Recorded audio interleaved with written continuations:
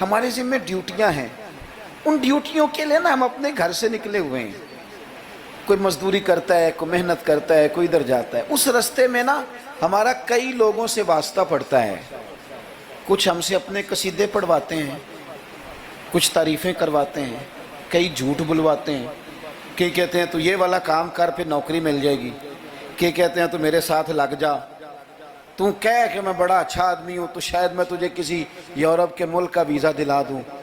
یہ جھوٹے ہیں سارے، یہ جھوٹی تعریف کرائیں گے، تیری زبان کو دھوکے کا عادی کر دیں گے، تیرے مزاج کے اندر ایسی چیزیں بھر دیں گے جو تیرے لیے نقصان کا باعث ہوں گے، یہ تجھے پتلی کا تماشا بنا دیں گے، ریموٹ کنٹرول بنا دیں گے۔ یہ دنیا تھکا مارتی ہے، یہ اتنا دیتے نہیں جتنا پریشان کرتے ہیں۔ یاد رکھو یہ ساری چیزیں دھوکہ ہیں۔ دنیا میں ایک دروازہ ایسا ہے جس کی تعریف کرو نا تو دنیا بھی آخری حد تک ملتی ہے، اور آخرت میں تو خدا پھر فضل ہی بڑا فرمائے گا، اور وہ دروازہ ہے مدینے والے محبوب کا، وہ نبی کریم کا دروازہ ہے۔ حضور کی جو تعریف ہے نا، جو نبی پاک کی چوکھٹ کی تعریف کرنے والے ہیں، حضور کے دروازے کی جو تعریف کرنے والے ہیں نبی پاک کی، ان میں سادے سادے لوگ بھی ہیں۔ مجھے نہیں پتا کہ زیادہ سریلا نعت خواں کون ہے، مجھے نہیں پتا آج کل زیادہ ریٹ کس کا ہے، میں نہیں جانتا، لیکن ایک بوڑھی سی اماں مدینہ شریف میں، سادی بالکل اور ان پڑھ بھی جملے پنجابی کے بھی ٹھیک نہیں ادا کرنے آتے۔ میں حضور کی بارگاہ کی حاضری دے کے آ رہا تھا تو بالکل باہر نا مسجد نبوی شریف کے جنگلے سے باہر نکل کے وہ بوڑھی اماں، سادے سے کپڑے، پنجاب کی تھی، کسی گاؤں کی تھی، اور عمر بھی بہت زیادہ تھی۔ اس کے سادے سے جملے وہ دور بیٹھ کے نا، چونکہ قریب تو خواتین کا آنا درست ہے بھی نہیں اور وہ آنے بھی نہیں دیتے، پیچھے باہر ہم نکلے بازار میں تو وہاں نا شاید کسی کا انتظار کر رہی تھی، بچے نے وقت دیا ہوگا کہ اماں تو یہاں بیٹھ جانا تو میں آ جاؤں گا، تو وہاں بیٹھی تھی۔ چلیں میں نے بھی بہت سارے نعتیں سنی ہیں الحمدللہ، سنتے رہیں گے جب تک زندہ ہیں، پر اس بوڑھی اماں کے نا دو جملے، دو فکرے، پھٹ گیا میرا کلیجہ، اور کئی دن میں روتا رہا۔ وہ اپنے لب و لہجے میں نا اپنے انداز میں، سادے کپڑے اس کے اور سادہ پرانا دوپٹہ، اور زمین پہ اسی طرح بیٹھی تھی جس طرح غریب لوگ بیٹھ جاتے ہیں روٹی کھانے کے لیے، مزدور بیٹھ جاتے ہیں۔ پتہ کیا کہہ رہی تھی؟ نعت کیا پڑھ رہی تھی؟ کیا اس کا انداز تھا نعت پڑھنے کا؟ وہ کبھی دیہاتوں میں سادی عورتیں جس طرح بات کرتی تھی، ہماری بوڑھی مائیں اس طرح وہ بات کر رہی تھی، اور اشارے کر کے نا مدینے کے در و دیوار کی طرف اپنا مزہ پورا کر رہی تھی، کہہ رہی تھی ویکھو نہیں ویکھو۔ اس کا لہجہ ہے، ادھار لے کے بات کر رہا ہوں، اس کا لہجہ ہے، اس کی بات ہے، اور شعر میں وزن کیسا ہے اور جملے کی ترتیب کیسی ہے یہ شاعر بتائیں گے۔ مجھے تو لطف آیا تھا تو میں بات آگے نقل کر رہا ہوں۔ وہ کہہ رہی ہے اور وہ مطلب عوام کو متوجہ نہیں کر رہی، وہاں تو ہے ہی کوئی نہیں، اکیلی بیٹھی ہے، اپنا ذوق پورا کر رہی ہے، اور لگتا ہے کہ وہ نا، مجھے یوں لگتا ہے کہ جیسے نا وہ حور و غلمان کو متوجہ کر کے کہہ رہی ہے، اور اس کی آنکھوں میں آنسو ہیں۔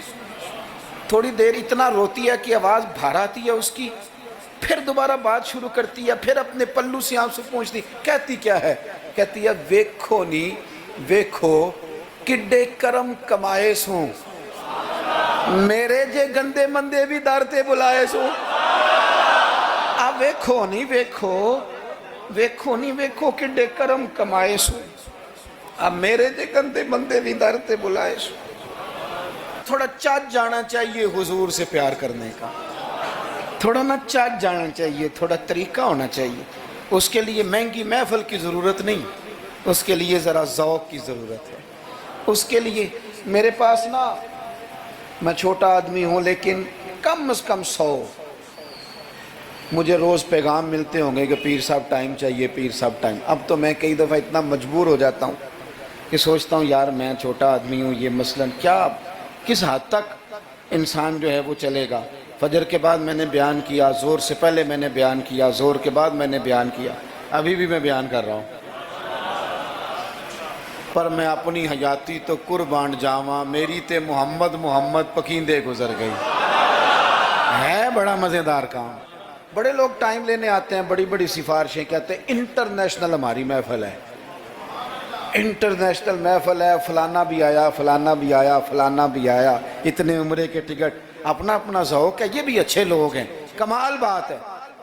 ایک دور سے جنوبی پنجاب سے بوڑھے بابا جی آئے، ان کو نہیں زیادہ، یہ بڑے سلیقے سے لوگ آتے ہیں، سفارشی رکے بھی لے آتے ہیں اور بھی بڑی چیزوں کا پتہ ہوتا ہے، کس اینگل سے جائیں گے تو کام بنے گا، سارا سلیقہ آتا ہے۔ لیکن وہ کسی نے کہا تھا کہ لگا جدوں میدان ازل دا تے لوکی چوراں وانگ سدھائے، کسے نے لوٹ لی علم دی دولت کوئی میر فقیر بنائے، آزم ویخ مقدر ساڈا اسی عشق خرید لے آئے، تے کسے دے سر تے تاج امامت اس علم پڑھاون سکھے ہے، تے کسے نے پہنے فقر دا چوغا انہیں زہد کماون سکھے ہے، آزم ویخ مقدر ساڈا اساں یار مناون سکھے ہے۔ اپنے اپنے نصیب کی بات ہے۔ وہ بڑے لوگ آتے ہیں، میں آپ کو جو بات جہاں آپ کو کھڑا کرنا چاہتا ہوں وہاں آئیے گا۔ ایک سادے سے بزرگ سے، سیدھے سادے تھے، کندھے پہ رومال رکھا، جمعے والے دن میں گزر رہا تھا تو میرے کان میں ہلکی ہلکی بات، پریشرائز کر کے نہیں، کہنے لگے پیر صاحب جدوں بھی ٹائم ہوئے نا، مہینے نو، چون نو، چھیاں نو، سال نو، دو نو، یہ انداز ہے، جدوں بھی ٹائم ہوئے نا تے ایک چھوٹی جی محفل کرنی، میں ماڑا بندہ جے، تھوڑی جی میری تنخواہ ہے، میں کمیٹی پائی یار مہینے پیسے رکھنا، جدوں تھوڑے کٹھے ہو جان تے سونے دا میلاد کردہ۔ بڑی بڑی میں نے تقریریں سنی ہیں، بڑے بڑے بات سنے ہیں، حضور کی محبت پہ کلام سنے ہیں، مزہ آ جاتا ہے، لیکن یہ بھی کلام تھا حضور کی محبت کا۔ میں نے پلٹ کے نہ سر سے لے کر پیر تک وہ بابا دیکھا، اس کے نقش و نگار دیکھے، اس کے لبوں کی سادگی دیکھی، اس کا لہجہ دیکھ کے میں نے کہا چاچا جی تسی ٹائم چھڑو، دسو جلسہ کدن کرنا ہے؟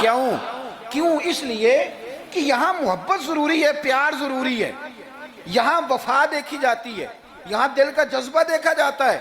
بارگاہ رسالت مآب میں نہ لفظوں کے تراشے، نہ تیری آواز کا ترنم، نہ تیرا جھومنا، نہ تیرا تڑپ آنا، نہ تیرا محفل میں سچا جھوٹا وجد کرنا، ان میں سے کوئی چیز قابل قبول نہیں۔ وہاں تو دیکھا جاتا ہے تیرے سینے میں میرے محبوب کی محبت کتنی ہے، اور وہ محبت ہونا ضروری ہے، وہ محبت ہونا ضروری ہے، قریب ہونا بھی ضروری نہیں، وہ محبت ہونا ضروری ہے، سامنے ہونا بھی ضروری نہیں۔ محبت تگڑی ہو، خالص ہو، رسول اللہ صلی اللہ علیہ وسلم کو ٹوٹ کے چاہا جائے، اگر غلام حضور تک نہ بھی نہ پہنچ سکے تو نبی پاک مولا علی اور فاروق اعظم رضی اللہ تعالی عنہما کو جبہ دے کے کہتے ہیں جا کے میرے اویس کرنی کو پہنچا دینا۔ جو چیز ضروری ہے اس پر توجہ دیں، اپنے سارے وجود کو حضور کی محبت میں ڈھال لیں، نبی کریم سے پیار کریں، اور اپنی روزمرہ کے معاملات میں ہر جگہ آپ صرف طلاق کا مسئلہ ہی جا کے مولوی صاحب سے پوچھتے ہیں، آپ صرف یہی پوچھتے ہیں کہ جناب وہ فلانی چیز جو ہے وہ ہم نے ناراض نہیں ہونا، یعنی ہر مرد نے یاد کر لیا ہے کہ 4 شادیاں جائز ہیں، تو میں کہتا ہوں اس کے علاوہ بھی بڑا کچھ جائز ہے، کہ صرف یہی آپ کو ایک مسئلہ آتا ہے کہ شریعت میں 4 شادیاں جائز ہیں، اور بھی بڑا کچھ جائز ہے وہ آپ نہیں کرتے۔ یہی اپنی مرضی کی چیز یاد رکھنی ہے۔ کبھی جا کے مولانا سے ہر بات پوچھو، ان سے پوچھو مولانا دکان ڈالنے لگو میرے مدینے والے کا طریقہ کیا ہے، یہ بھی ذکر رسول ہے۔ آپ اپنے علامہ صاحب سے، خطیب صاحب سے پوچھیں کہ رب نے مجھے بیٹا دیا ہے، نام کس طرح رکھوں، میں اس کے سار کے بال کس طرح اترواؤں، عقیقہ کس طرح کروں، مجھے بتائیں۔ یہ بھی تو حضور کی سنت ہے، یہ بھی تو ذکر رسول ہے۔ آپ کو میرے بھائی کل والے دن اگر حضور کی نعت یاد آ رہی ہے تو بیٹے کی مہندی والے دن کیوں حضور کی یاد نہیں آتی؟ ہر مقام پر نبی پاک کا تذکرہ، اور شوق سے اور ذوق سے اور تڑپ سے اور کیفیت کے ساتھ، خالی نعرے نہیں۔ کچھ جگہیں ایسی ہوتی ہیں جہاں بندے کی باڈی لینگویج بھی بتاتی ہے، لفظ ساتھ نہ بھی دیں اس کا وجود بتاتا ہے کہ اسے پیار ہو گیا حضور سے، اس کی طبیعت بتاتی ہے۔ آپ دیکھیے ہمیں کتابوں میں ملتا ہے سیاستہ کی صحیح روایات میں کہ یہودیوں کا ایک بچہ تھا، وہ چھوٹا بچہ تھا، وہ کہ لمبی چوڑی بات کرنے کی پوزیشن میں نہیں تھا، بس آ کے نا حضور کے سامنے کھڑا ہو جاتا. اور شارحین کہتے ہیں زیادہ پتہ وہ ڈیوٹی کیا کرتا تھا، بس محبوب کا چہرہ دیکھتا رہتا تھا، بس دیر تک نا حضور کو دیکھتا رہتا. نبی کریم کبھی کبھی کوئی کام بتاتے تو کہہ رہا تھا یہودی کا بیٹا تھا، پیار ہو گیا اسے نبی پاک سے. آپ کے بیٹے کو بھی ہو سکتا ہے، میرے بیٹے کو بھی ہو سکتا ہے. شرط یہ ہے کہ وہ اپنے ابا سے حضور کی نعت سنے. اس نے اپنے ابا سے دولت کی تعریف سنی تو اسے دولت سے پیار ہو گیا. اس نے اپنے ابا سے سنی نا بات کہ فلانے کا بیٹا ڈاکٹر بن گیا تو پیسے بڑے کما رہا ہے، فلانے کا بیٹا کاروباری ہے تو آگے بڑا گزر گیا. جو سنا سو اس کے دل میں آ گیا. اگر یہ سنے گا تو حضور کا پیار بھی آ جائے گا. وہ نبی کریم کی بارگاہ میں کھڑا رہتا ہے، حضور کی زیارت کرتا ہے، خدمت کرتا ہے یہودی کا بیٹا. میرے محبوب بڑے کریم ہیں. میں بڑی ذمہ داری سے آپ کو عرض کرتا ہوں، حضور بڑا ہی اجر عطا کرتے ہیں. وہ یہودی کا بیٹا تھا، بیمار ہو گیا، قربان جائیں. دو ایک دن نظر نہیں آیا تو حضور فرمانے لگے چلو نا تیمارداری کرنے چلے. حضور تیمارداری کرنے کیسے نصیب ہیں، کیسی خوش بختیاں ہیں. سرکار سرانے بیٹھے،